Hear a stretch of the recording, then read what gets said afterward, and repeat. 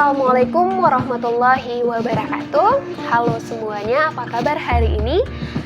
Untuk hari ini Ibu akan memberikan materi lanjutan kita tentang pidato persuasif, di mana dua pertemuan sebelumnya kalian juga sudah mencari tahu apa itu pidato persuasif, dan tepat pertemuan kemarin Ibu juga memberikan latihan sederhana untuk menggali lebih jauh seberapa kalian mengetahui tentang pidato persuasif.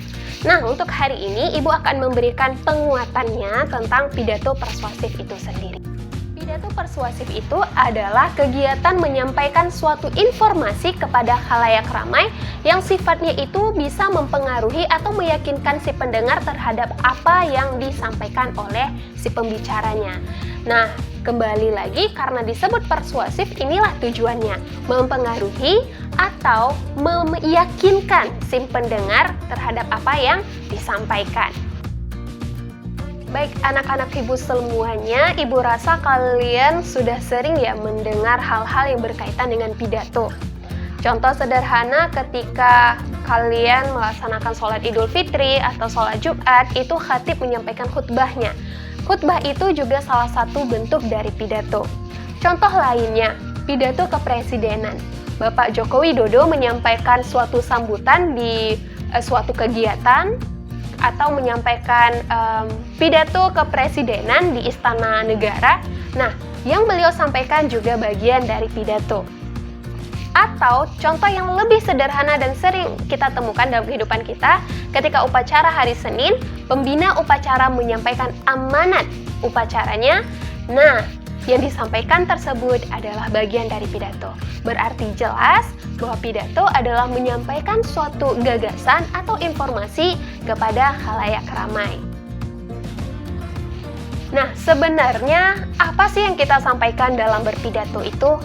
Nah, struktur dari pidato, mungkin bagi kalian yang pernah mengikuti lomba pidato, kalian sudah mengetahuinya bahwa pidato itu terbagi kepada 3 bagian. Yang pertama itu disebut dengan pembukaan atau pendahuluan, yang kedua itu bagian isi, dan yang ketiga adalah penutup.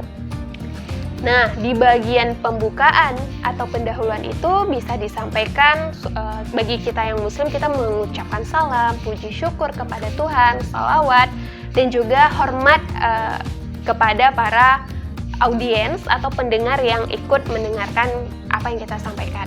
Di bagian isi ini merupakan bagian yang penting, apa yang ingin kita sampaikan kepada khalayak ramai, di bagian isi inilah yang kita sampaikan. Dan di bagian penutup biasanya diakhiri dengan suatu simpulan, permintaan maaf, ucapan dan terima kasih. Setelah itu ditutup dengan salam penutup. Untuk mengenal lebih jauh tentang pidato ini, kalian bisa membuka buku paket kalian halaman 40. Di situ terdapat sebuah teks pidato yang disampaikan oleh seorang anak yang pada saat itu berusia 12-13 tahun, yaitu Shepard Suzuki. Dia menyampaikan sebuah pidato yang berisi gagasan atau pendapat si anak ini terhadap suatu kondisi yang dia alami.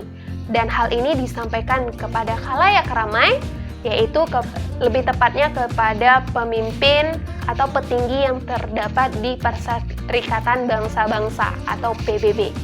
Nah, kalian bisa mempelajari teks ini dan Ibu juga akan memberikan sebuah tautan atau link kepada kalian untuk kalian bisa menyaksikan pidato dari Shepard Suzuki ini.